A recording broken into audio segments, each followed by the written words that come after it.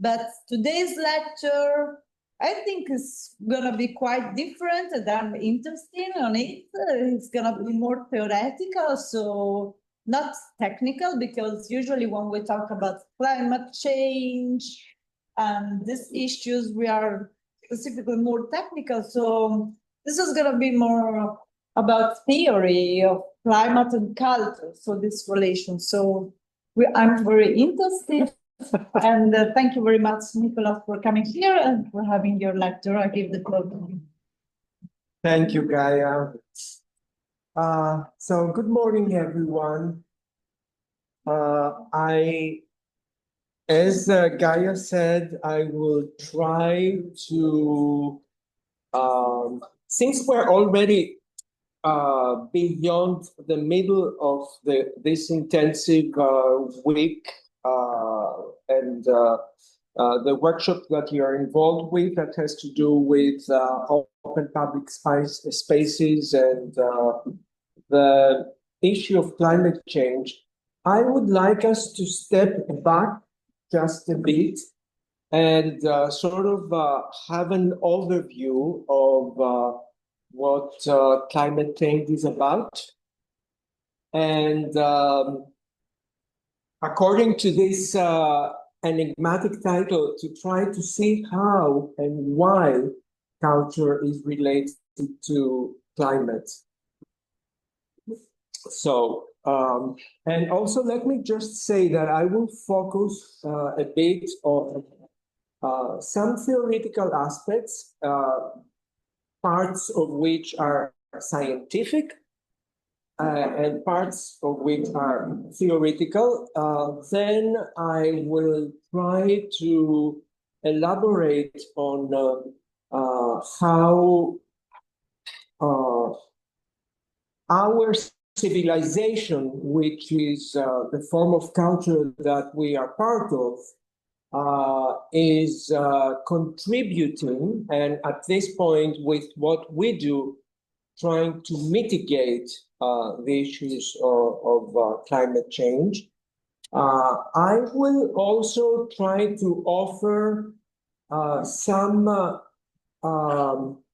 directions in the form of a toolkit, if you like, which is in a working state, so it's not very, I'm not going to expand very much around it. And I will close with a brief presentation of what we do at the moment in two research programs that are related to our topic. So let's begin. The climate issues are, in essence, a climate crisis. We all know it. The climate crisis is felt in different ways in different parts of the planet. I come, and some others, you perhaps as well, in the south of Italy.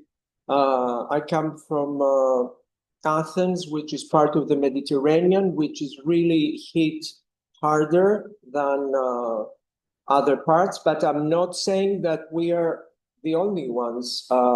We experience fires, we experience floods. Central Europe experiences perhaps more floods than fires. We also know that the sea level is rising because of the icebergs in the North and the South Pole melting. And there's all sorts of interconnected incidents that and phenomena that relate to this global crisis. But I would like us first to ask ourselves about the climate issue, whether it is a symptom or a cause. And we know that the symptom is a subjective experience that is reported by a patient in some sort of illness, let's say, and it might be expressed as pain, nausea, whatever, but it's an indication of a cause that is underlying behind that symptom. So I argue that climate change is a symptom and not a cause. And why is that? It's because we are part of a civilization that contributes to climate change in many ways. And the first thing we need to do is to embrace, if I might say, the contradictions that we are part of. So we all traveled. Some of you may have traveled by train, others by plane. And travel is, of course, an activity which uses energy, and I might add to this fossil energy, and I'll explain why this is really critical. We are part of a civilization that is based on consumption and a particular kind of culture, which is the culture of consumerism, as you know. We tend to accelerate on everything. Everything has to be done faster and instantly. So this is something that I think relates to our discussion. We tend to expand in everything. Everything has to become bigger as well as faster. And we are part of a disposable culture. We use plastic cups, we use plastic bottles containing water, which are going to be thrown for a particular lifestyle and culture, which searches for things that happen to satisfy our convenience, let's say. Now, the problem with the climate change is that it can be described as a vicious circle. And why is that? It's because climate change is produced by greenhouse gas emissions, which are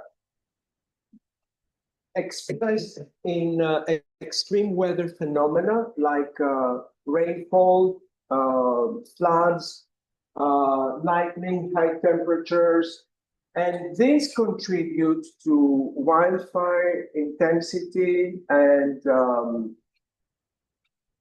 drought and many other things, which in turn increase carbon emissions, increase thawing permafrost and biomass change. So it's a vicious circle. It's really something we need to be aware of. Let's take a look at a few diagrams to make this situation perhaps more palpable. This is a diagram showing temperatures from last year. And you can see that this is an anomaly that has to do with the rise of the average temperature worldwide, which is going up. And if we take a look at a much larger time span, we can see how rapidly there is an increase in the carbon dioxide emission levels, which, as you can see, are concentrated only in the last few decades, right? So it's a dramatic change in what is happening in our planet.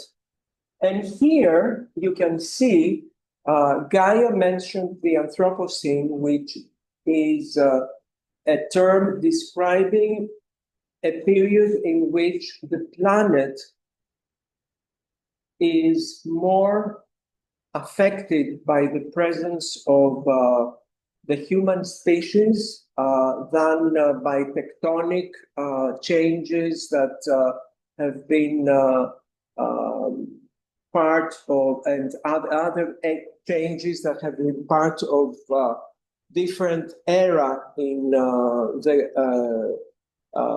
the life of the globe. So at this point, we are responsible for these rapid changes occurring on the planet. These various lines in this diagram describe in a way that explains what I introduced just a few minutes ago, the connection between carbon emissions and other activities that are part of the human civilization, such as water consumption, paper production, GDP, species extinction, which is the loss of biodiversity, motor vehicles, and so on and so forth. So you can see that they all seem to be converging, and not only converging, but going up really rapidly, just at the dawn of the 21st century. Now here, you can see on the continent the changes in temperature. Wherever you see red, this is a rise in the average temperature that is considered to be normal based on the meteorological data from Copernicus and other scientific monitoring institutions. And these are data that come from the IPCC, the Intergovernmental Panel on Climate Change, which leads to events such as these, floods, fires, and so on and so forth. And this is not just at a local level, it's throughout the continent and of course throughout the world. Getting to the Mediterranean basin, which is, as I said before, close to home and what is happening there, you can see that wherever the Mediterranean itself is experiencing an increase in temperatures throughout the year, and this is from about 1 year ago, this particular chart. Now, I'm going to borrow some information from a book which is called Petrochemical America, and the work of a landscape architect whose name is Kate Orff. She is a professor at Columbia University in New York. And I think that the contribution of this particular work is that by using architectural means of expression, which is essentially drawings, they try to illustrate in different scales of both space and time, what has been happening since way back, millions of years, that has contributed to the creation of fossil fuels, and what fossil fuels have been as part of the civilization that we are part of. In other words, I argue, and that's not just me, of course, that the civilization we are part of, the culture that we are part of on a daily basis, is a result of the use of fossil fuels, which, of course, is related directly to climate change. And let's see why and how. This is a diagram showing part of the Mississippi River, where much of the oil production in the States takes place. And along the shores of the Mississippi River, besides the oil drilling, there are a huge number of industrial facilities that deal with refinery of crude oil and production of several innumerable products that we use on a daily basis. And you can see the names of some of these products along this coast and along the flow of the Mississippi River, as well as some of the logos of big companies such as Chevron, Shell, and so on and so forth. Now, these are names that many of us do not recognize, but they are part of what we use on a daily basis. And these amazing diagrams, which are either photos or other forms of drawing, such as axonometric, relate again oil production to particular activities such as flying by air.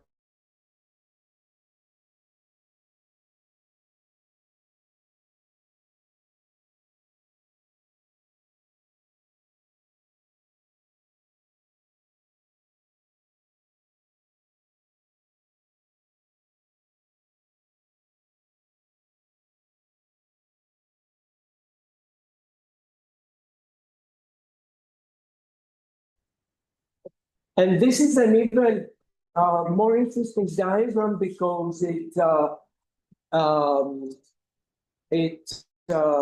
illustrates the argument that climate change is a part of our culture, including architecture, including the products we use, the buildings we create, and so on and so forth.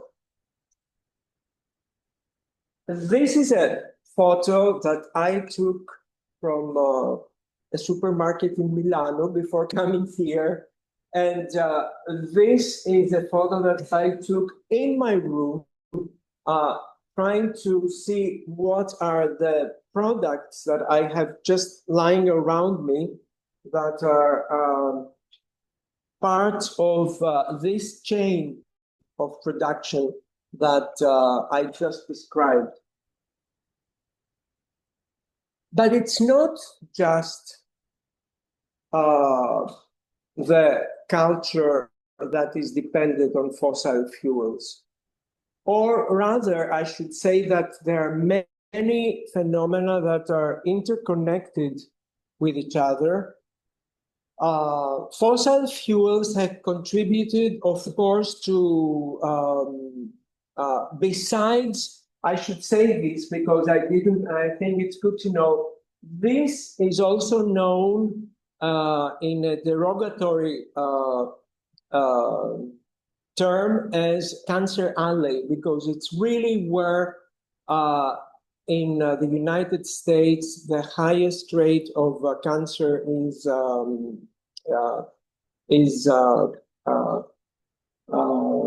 detected as a result of what is going on in this particular region. But we must also acknowledge the fact that this civilization and the culture we're a part of, the products that have become available to all of us have contributed to a higher standard of living, perhaps an extended life expectancy. So things are not as simple, and this is a diagram that at the same time that we're discussing about climate change, we're experiencing a huge rise in the global population. Now, I don't know if anyone of you is familiar with this diagram in particular. Do you know what it is? Can I see hands? It's called the diagram of a donut economy, which was the invention, let's say, of a British theorist whose name is Kate Raworth, which shows that there is a safe space in which the humanity can thrive, and this is the space in which the planet can regenerate itself in the aspects that are reproduced and are part of what we use daily, food, wood, water, air, and so on and so forth. If we go outside of this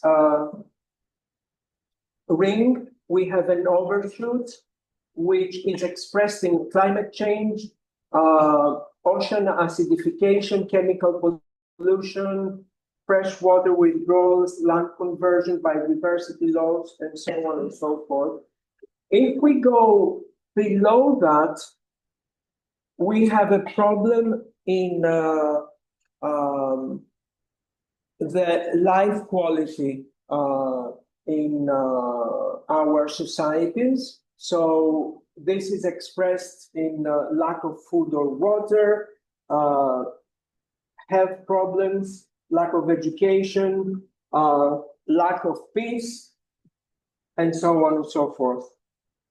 So this is just an indicator that we can have in the back of our minds to understand that, as we have been saying all along, things are interconnected. So what we are looking for is ways to conceive and implement a sustainable circular society, which is leads us to this other diagram, which means environmental equality, social and individual well-being, economic prosperity. It's not easy to combine all these things in this particular kind of economy that we have, as you know. Just a few things about growth. Growth means growing as, our species from a young age to larger age. A tree grows, anything that is a form of life goes through growth and then dies. But it also means other things. I'm just showing three images that will demonstrate some principles that you probably know already, but it's good to remind ourselves. This is a terrarium. You know what a terrarium is? Yeah. So it's a self-sustaining miniature, let's say, ecosystem that has the capacity to regenerate itself, just like the planet, just different scale. And this is the planet again in a photograph which shows the planet from the side that it's at nighttime, and you can see why we are referring to the Anthropocene as such, because the planet at this point at nighttime is understood from the space with areas that are lit wherever there is concentration of big cities and just human activities. But the planet makes us realize that it's also finite. And this is something we need to remember at all times. Only just a few centuries ago, and even just until mid-20th century, after the Second World War, people were not even thinking about this very concept that the planet is a finite system. The first time that people became aware of that was with the spaceship Apollo that landed to Earth and provided pictures of the planet from outside, from the space. At the moment, the rate by which we are consuming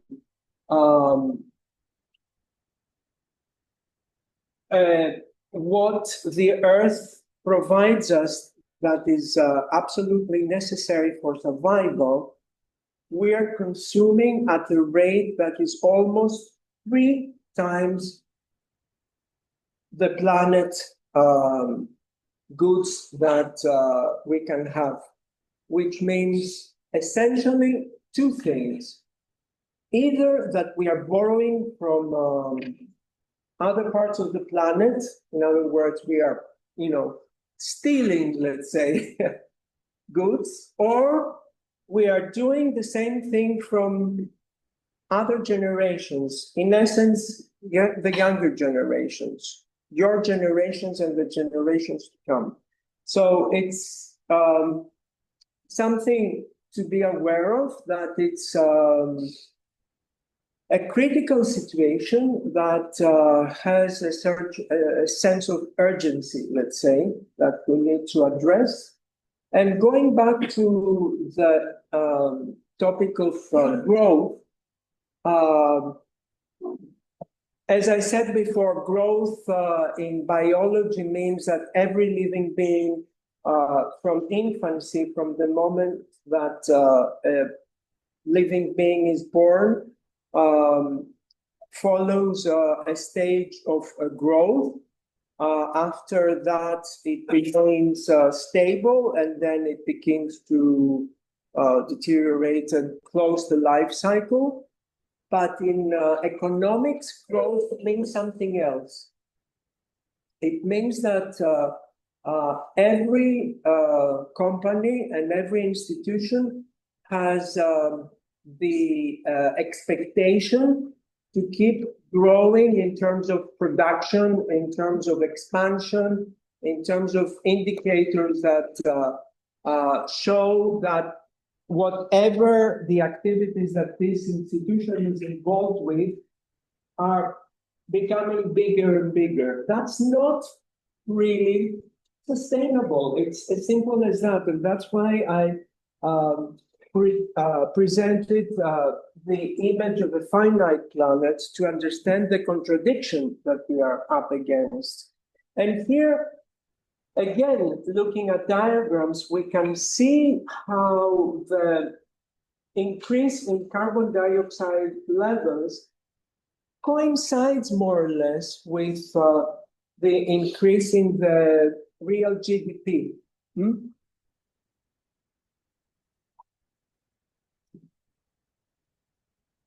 Let's abruptly jump to what I promised I will introduce only, because there is a huge amount of information that is not part of this lecture. So I'm just, throwing out some keywords, some of which are already in our vocabulary, and you see what I mean. Do any of you know the term permaculture? Of course you do. It's a composite word which means permanent culture. It's not a growing culture. It's a culture that has certain constant elements, observing the way that nature behaves in cycles. And this is actually what we're trying to do, both in permaculture and in nature-based solutions, which I consider a brainchild of permaculture, which does really what it says, that we look at how nature behaves and its, aspects that are relatively easy, and it depends on our acute observation of things that happen around us at every moment, but also much more complex things. Yesterday we were privileged to visit the Cosmos Museum of Natural History, and of course there are many interesting things that one can see there. Experiments that, for instance, describe how amphibians have the capacity to regrow members that have been chopped off. So it's another form of growth, let's say. But there's also degrowth. Have you heard of that term? Yes? Can I see hands? Not that many. So let me just quickly explain.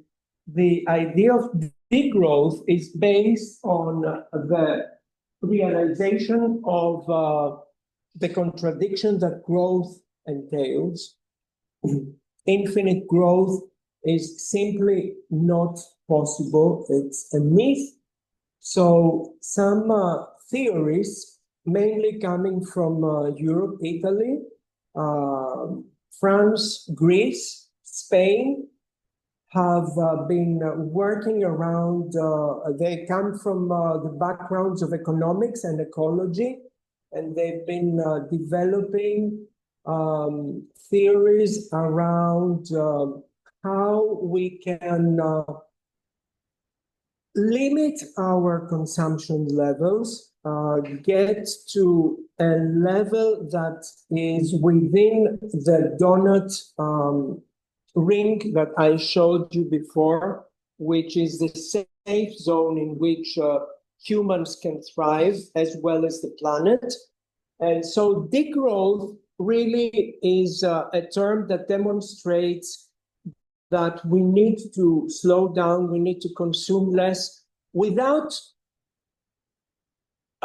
this meaning that we have to suffer, because degrowth theorists argue that human happiness is not related to infinite growth, is not related to consumerism and never-ending need of expanding more and more. It's dependent on social relationships. It's dependent on conviviality and the happiness that is a result of being part of a community that is supportive, and so on and so forth. Aspects about our sense of being that is decoupled from the sense that happiness is dependent on consuming. And something that brings us back to our workshop here,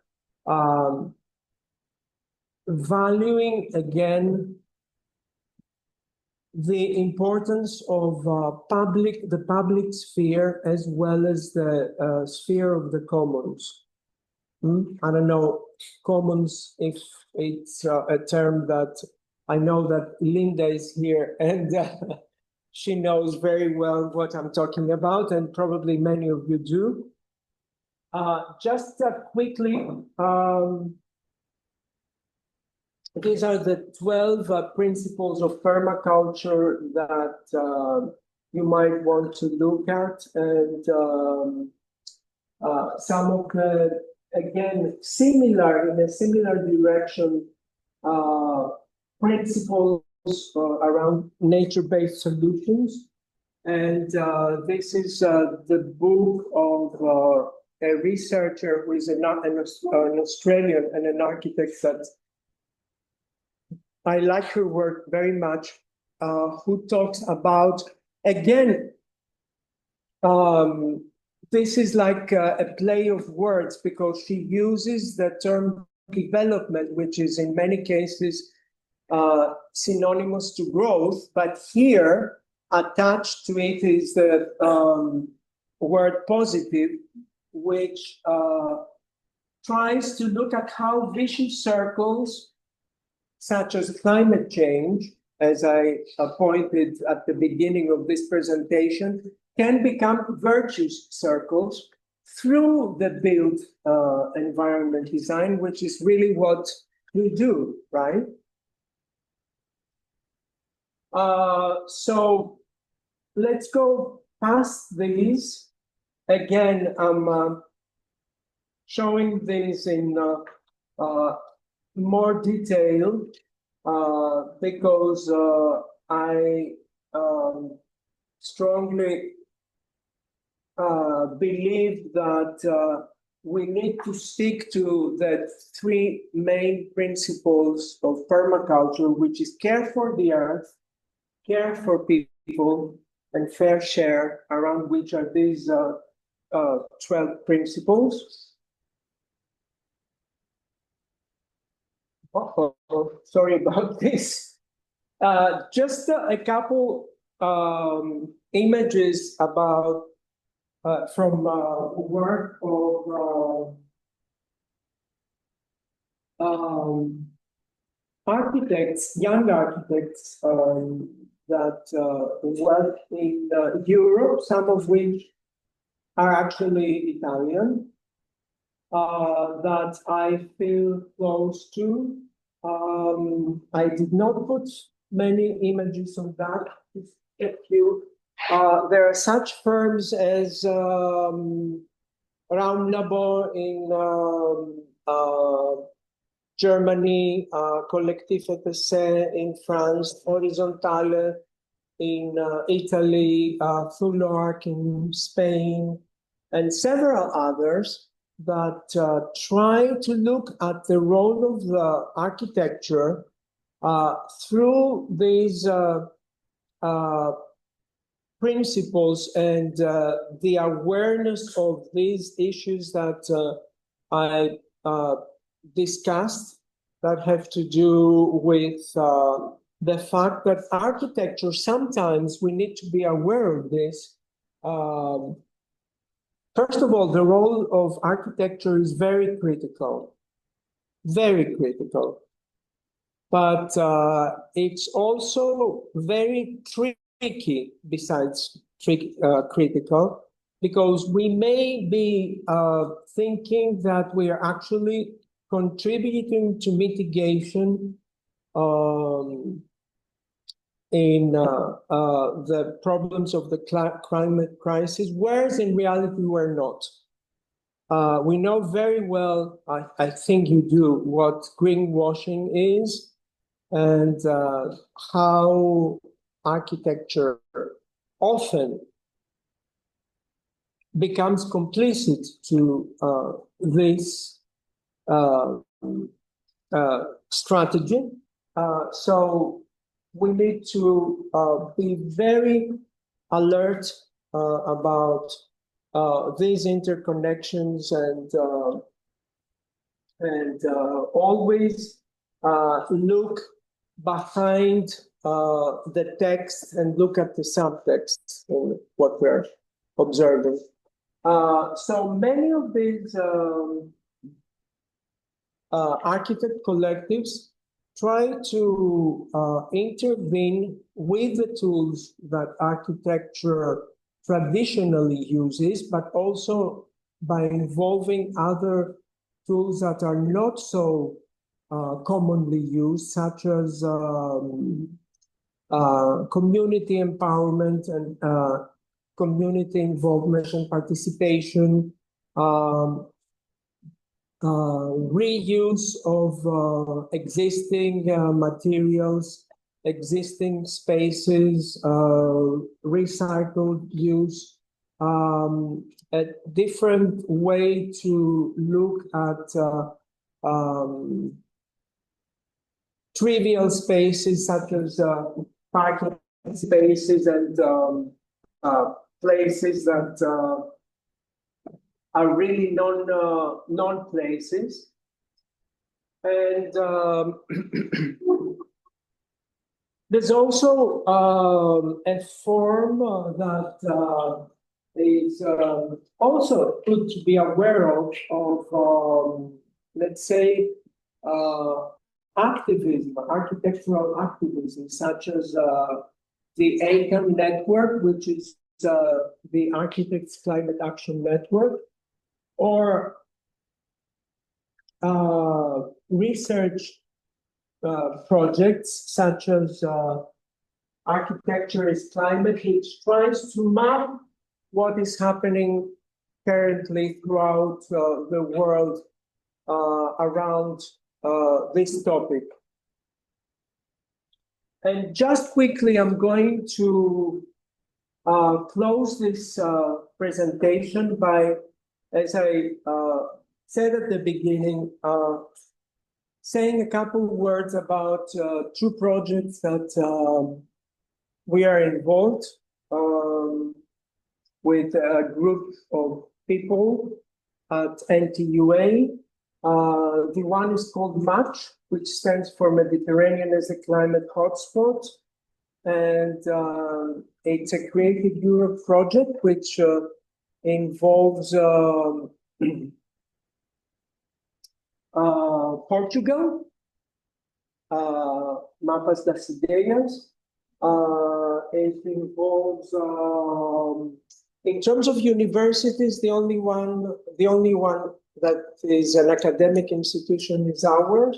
The other ones are cultural institutions involving 5 cities around the Mediterranean, which are Athens, Nicosia in Cyprus, Marseille in France, Barcelona in Spain, and Izmir in Turkey. So the idea is that we examine, going back to the title of this presentation, Climate and Culture, the role that culture plays in climate change, either as a contributor to climate change or as a mitigator to climate change. So in each one of these cities, there is a cultural hub. In Athens, it's the Isadora and Raymond Duncan Dance Research Center, or DDRC. In Nicosia, it's the Gardens of the Future. In Marseille, it's La Friche. In Barcelona, it's a cultural center called La Escocesa. And in Izmir, it's a cultural institution that is called KAM, if I remember correctly. Now, what ties these projects together is that they all have a reference to a community garden. And we are going to be looking at how community gardens can contribute both in the microclimate, but also in the cultural empowerment of a community. And we're going to be trying through a series of events that will take place throughout this year and next year with artistic residencies in these hubs to have an impact, a positive impact, by raising awareness and by at different levels, both at the cultural institutions, the communities at large of these cities, and the gardens and their contribution to a different culture or lifestyle. And last but not least is a project called Redesign, which tries to look at how we can bring back some of the food production that cities are dependent upon. Because if you think about it, cities are highly vulnerable because everything that they depend upon, our water and food and all the goods that we consume come from afar, right? So these are huge cycles of production, transportation, consumption, and extraction of the residues that we produce. And the idea, the goal is to try to reduce these exorbitantly big cycles around food production, at least. And so Redesign is going to be looking at how already existing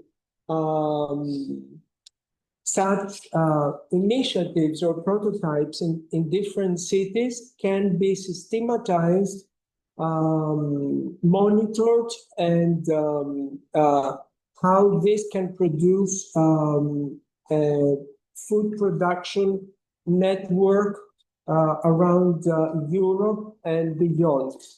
In this project, besides NTUA, we have Bologna, who is actually the leader, and we have Universidad de Girona in Spain. We have the University of Kent, and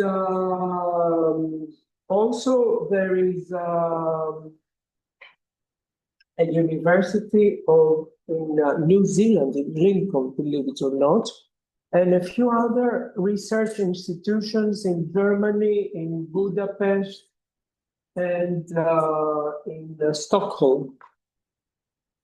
This is a project that began officially just this year, and it's a 3-year program.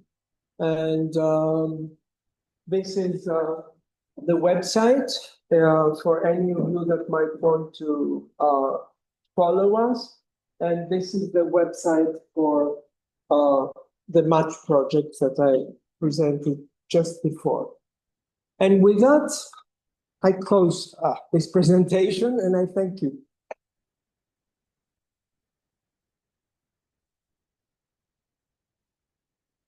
But the idea behind these lectures is to encourage discussion and debate. So please feel free to ask anything you want, express your thoughts. Yes. Does anybody have any question? Yeah. First of all, I would like to thank you for watching. Really touched my heart. And I want to ask you a question. Most common image of the climate crisis is the content of CO2 gas in the world, which is agreeing gas. Agreeing gas. I would like to ask you if you know some other some other effects that causes this crisis. For example, I'm pointing to the website. Yeah. Well, you know that there are many climate crisis deniers, either because they just don't care or because they support one way or the other the extension of the fossil fuel industry and the way, you know, the culture we're part of. It's true, there's no doubt that the Earth has been experiencing cycles beyond the impact that the human species has been having, and it has been happening and will be happening even if our species is extinct.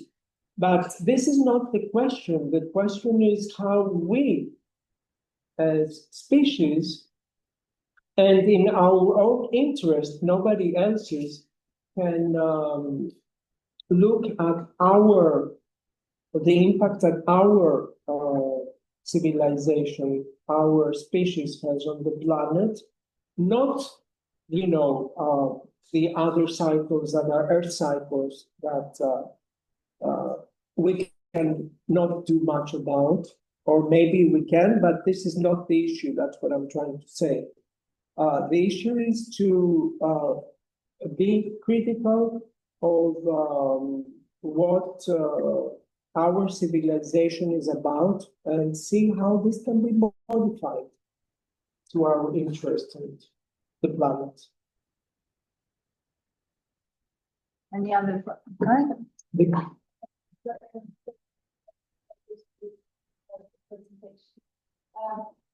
I was very surprised as far as my the diagram of economy, of which I was not aware before. And I would like you to further explain, because I think that it makes a lot of the country here, and not only as an architect, but as human presence, we need to be more aware of this and how connected.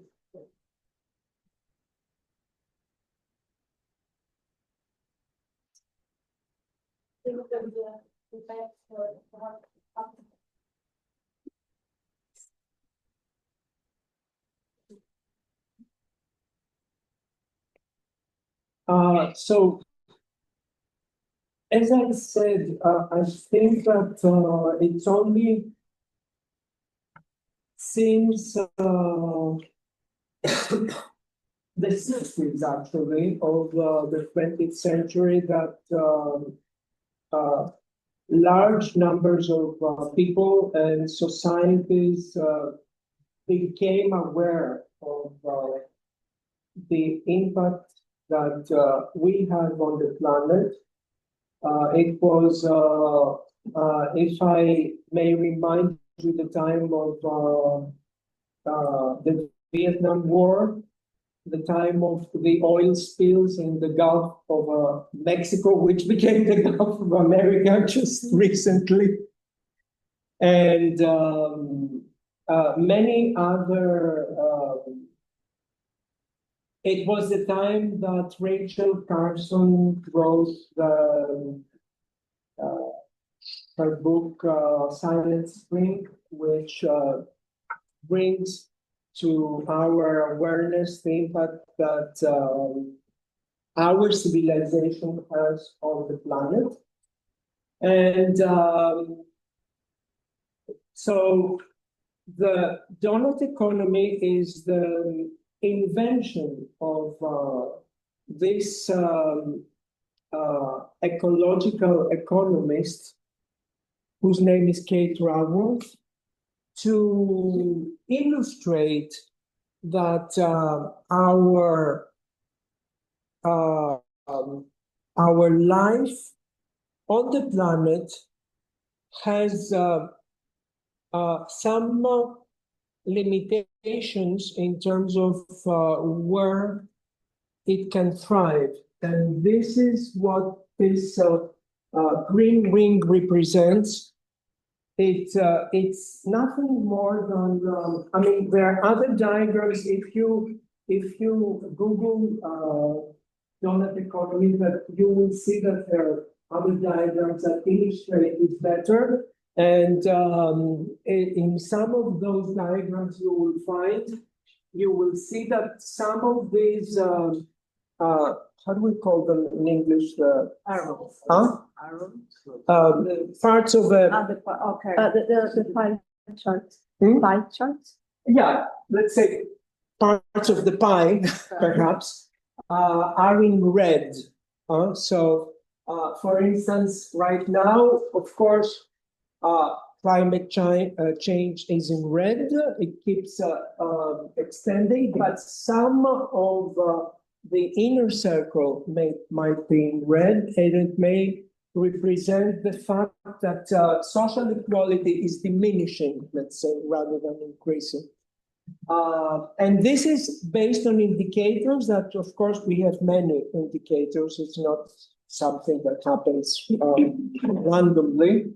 But so this is nothing more than an image of where we stand at any given moment in terms of how life on the planet keeps going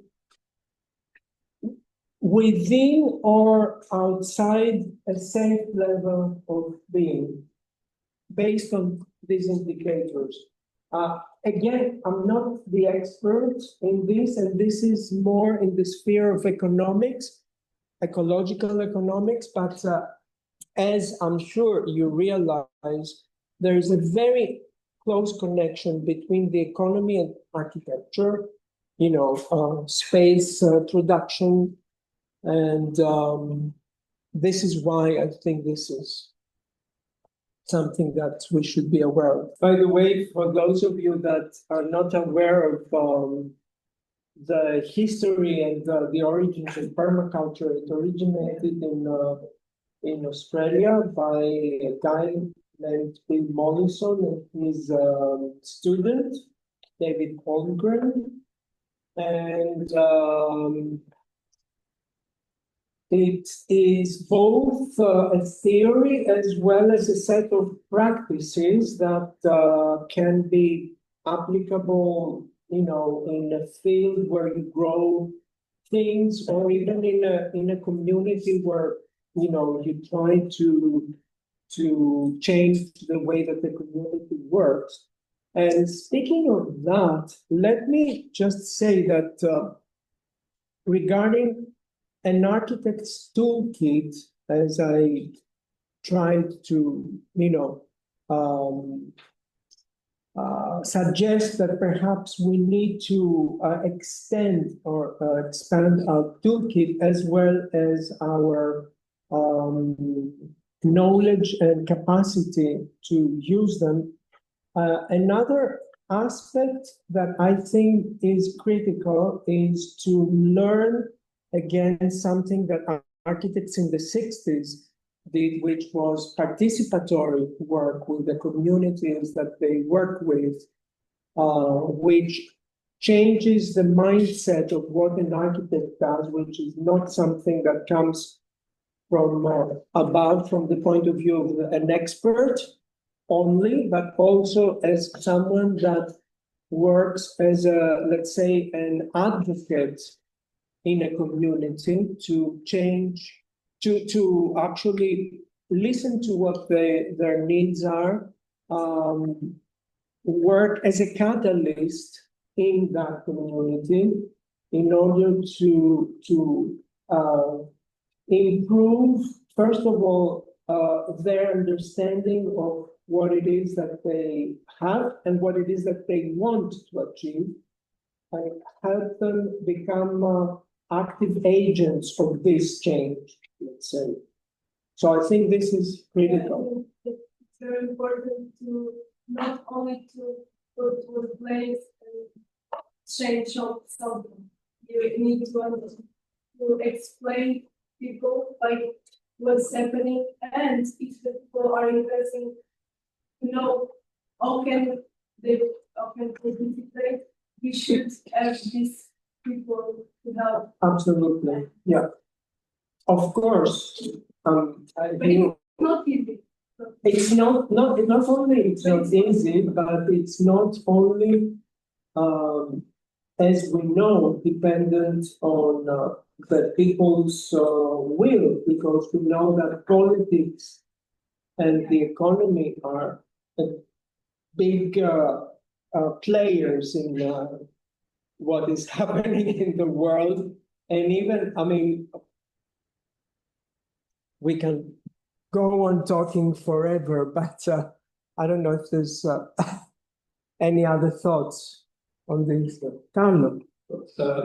Thank you very much for the keyword, because you put the culture together. I think it's not just a two things. Culture is a very big word. First of all, is an expression of the man, of humanity. The culture is the knowledge. The knowledge and the way in which we interpret the world. Yeah, exactly. We come from Greece, so you know, philosophical, and also this is a very important one. And the last years, in the last decades, I'm very connected with some philosopher or theorists and so on, like Bruno Latour, that asked us to come back. Absolutely. Come back to things. The politics of the things. Stop talk, do things. And Noam Chomsky that say that every time we have to think what we are doing, don't react only. And so, for example, so I perfectly understand exactly what you said, and thank you to give also deeper interpretation of permaculture, the growing, and so sometimes we work together, sometimes are different position, okay? But in the idea of culture and knowledge, we have to know a wide range of experience. One element that for me is important is really hard, because a lot of times I see to reuse materials, reuse things for construction, but in our personal way to play, we don't use this. My family all the time are talking because I want to repair my dresses, okay?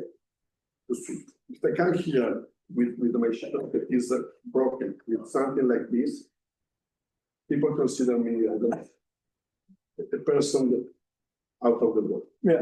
My thing is I suit. Okay? And I don't know how many people here repair the shoes. They still have some snobbish mocassini that I paid 120 euros, something like 12 years ago. They still go there and they put over and then. Yeah. So what I'm trying to force is that really we have to be convinced and play to this starting now. Okay? So probably there is a problem for the politician, But unfortunately, for the time that we are passing, I still think that politician is an expression of ours somewhere. Probably we want to have a tyrannos, probably we don't want to do something. I don't know. So, or we are not totally interested in political things, or it's expression of something. And so before waiting this intervention, we have to play in this kind of attitude. Now, this is a little bit critical, not with you, but with the society. The reality has to take consciousness of this, okay? And all the time, and this is why everybody is studying at university, we have to really think of all the action we made and all the results that we have, also in your project. Another element is the quality. Coming back to dress, a jacket of 1 century ago, almost was made so well that you can replace, you can reuse. We all, because we are from old country, old cultural, and also not so rich in another country. Sometimes we have an ancient bed, table that we reuse that come from our grandfather and the grandfather of the grandfather. We move from the house, not only for noble things to be connected with the past, because these materials brings the quality. This table, the IKEA table, is not. So quality is a part of our attitude of design. I mean, give quality to things that can last. Sometimes, I fight a lot with Luca, today is not here, for the use of the palette everywhere to define a new word, and because it's an easy understanding that I can reuse things. I don't exactly know what this palette was used for, where it came from, but it's just. So think about this quality. And also in your project, thinking exactly about this value, because there are value in the culture, there is also the value that we have to share. Also the project, think about this, okay? I am personally in a little bit different theoretical position in terms of construction, but this is good because we can, again, from the history, I'm very connected with the history, and from our sharing history, buildings were made to last. Because we know that the Istanbul Santa Sofia were made with columns coming from temples from all the Mediterranean areas. They put, and it was a Roman church, a Muslim mosque, a museum, and coming back. And so, my opinion is that also be more convinced also to make something that can last. For sure, nature is one of these elements, because trees can last for 300 years. When we put a seed, it probably lives more than us. If we put it in a good way. And so, from this point of view, the cultural, I think, is the key element. And after I agree with everything you said, we are not in crisis, because crisis in our languages, it's a specific moment in which you have to make an intervention, like a medical crisis, you have a heart crisis, or you play or you are dying. And so you're not in crisis, we are changing, the big changing that we are a part of this. Otherwise, permanent crisis is from tradition, not a permanent crisis, it's a state of things. So I agree with this, and thank you, because really I think you open to a critical point and also showing developments. But I think that the culture, that is what we are making, we have to think, we have to develop theories, we have to understand the world, and we have to play in the way we are. Otherwise, there's a little bit no sense to say, okay, you can do saving money and I do all the rest of the things. So this is not what we are. Well, thank you, just because you opened me this. Thank you, Carlo. But just to reiterate, I would just like to say that architecture and what we do is part of culture. So that's why we need to always remember these connections. Vicky. And what Philip said, that it feels to me that since we are all now aware of this kind of interesting topics, and we need to speak up from our standing point, meaning that, okay, we are architects, we are people going to the university, we need to create this kind of concentric circles in society. It's like throwing a pebble on a lake. You start seeing these rings going out.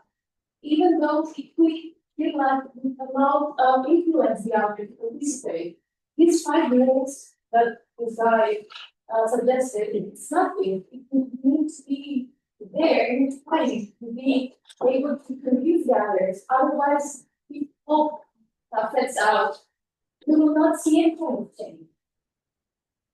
No, the idea was not, because when you try to work with the person that have a really, really different idea. Yeah, but instead of you are like find that time to put in the mind of this person, maybe with the time you can start working with people that think the same as you to show like, you don't believe in it, but these people, we are working together and we do it. And so they will see the change and they will, Yeah, exactly. want to be part.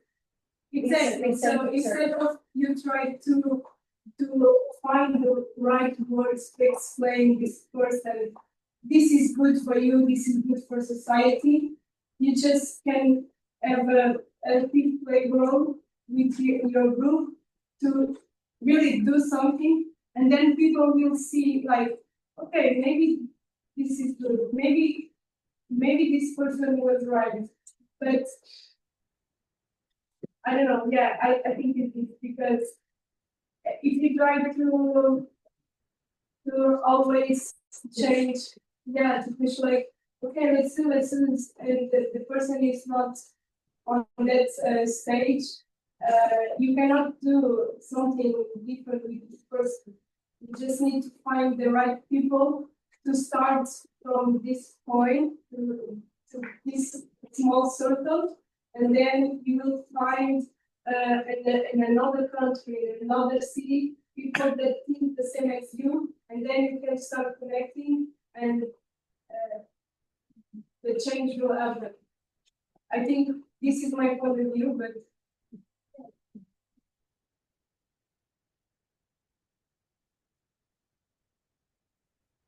One more thing that I would be very happy to see. First of all, let's just remind ourselves that universities are hubs where change can happen. We have seen it happening in the past. Let's remember May of '68 and several other events. Even now, what is happening in the States, for instance, or in other places. And one thing that we may want to consider is that we should develop methodologies about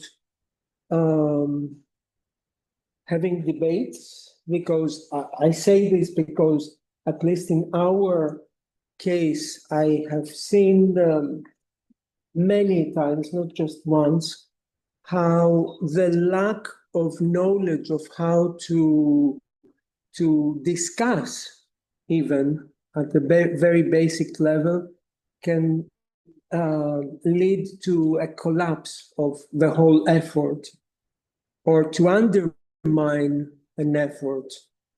So I think that something that can happen, and it does happen on many occasions at universities, is to develop a level in which what you're saying, how we can have impact and how we can extend, an idea and make it part of a larger group, how this can happen in a systematic way of exchange that needs a methods. It happens not randomly. So this is something that we should keep in mind.